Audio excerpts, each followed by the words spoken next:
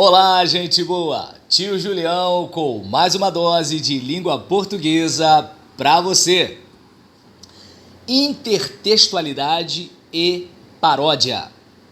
A intertextualidade é a relação existente entre dois textos em que um cita o outro. Quem já leu a Bíblia vai perceber que é muito comum em algum livro do Novo Testamento haver a menção de algum texto do Antigo Testamento. Quando o pregador numa igreja está pregando um sermão, é comum que ele cite um poeta, que ele cite uma música, que ele cite uma matéria jornalística ou alguma coisa que esteja relacionada ao assunto que ele traz em questão. Um professor, ao apresentar uma aula, geralmente vai fazer uso de algo que ocorreu extraclasse, algo fora daquilo que o livro está apresentando, para de alguma forma contribuir para que aquele conteúdo seja apreendido pelo aluno. E a intertextualidade é justamente essa relação entre textos diferentes em que um cita o outro. Vou pegar um exemplo aqui de dois poemas. O primeiro escrito por João Ruiz de Castelo Branco, poeta português que viveu no século XVI, e o segundo escrito pelo escritor português José Saramago, Prêmio Nobel de Literatura em 1998. Cantiga partindo-se. Senhora, partem tão tristes meus olhos por vós, meu bem, que nunca tão tristes vistes, outros nenhuns por ninguém. Tão tristes, tão saudosos, tão doentes da partida, tão cansados, tão chorosos, da morte mais desejosos 100.000 vezes que da vida. Partem tão tristes os tristes, tão fora de esperar bem, que nunca tão tristes vistes, outros nenhuns por ninguém.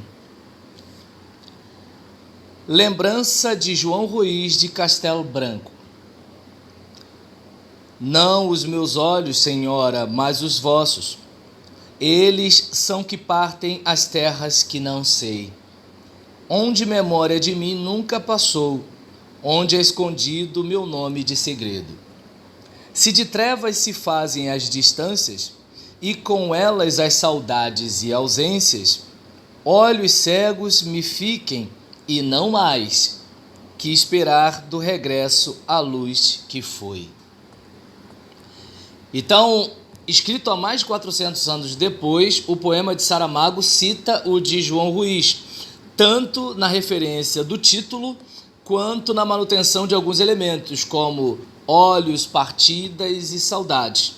Então, nesse caso, houve uma relação intertextual entre esses dois textos.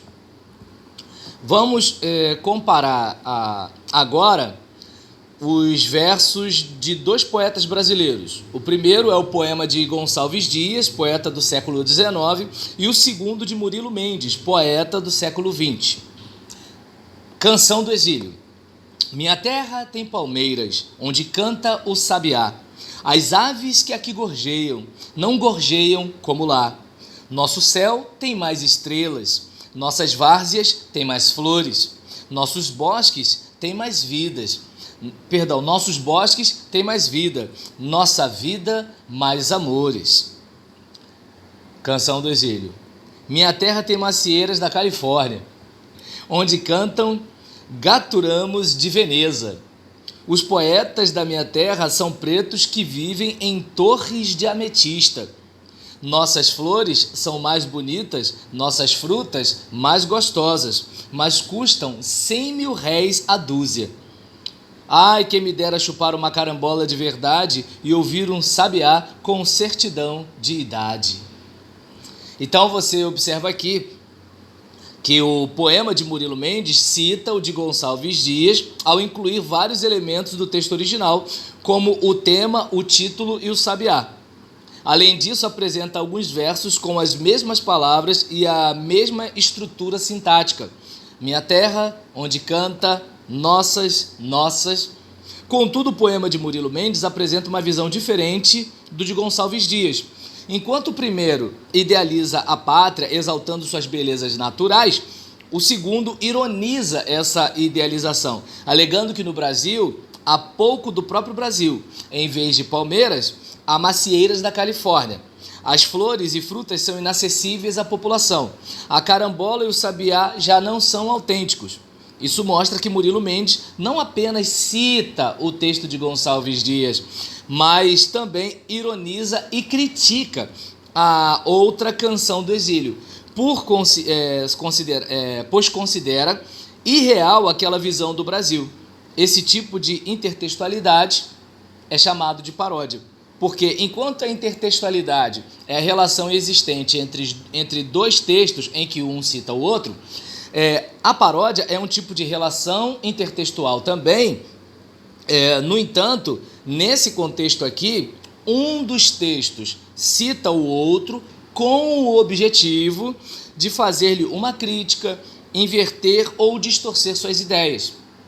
Nós estamos muito acostumados com paródia musical, em que alguém se aproveita da música, da harmonia e da melodia de uma determinada música e coloca uma outra letra. Geralmente, quando pensamos em paródia, pensamos nisso. E algumas pessoas podem achar difícil identificar e discernir o que é paródia, o que é intertextualidade. E fica uma dica acerca dos limites entre intertextualidade e paródia. É que você vai perceber a intencionalidade. Você vai reparar como um texto está recriando o outro ou está citando o outro.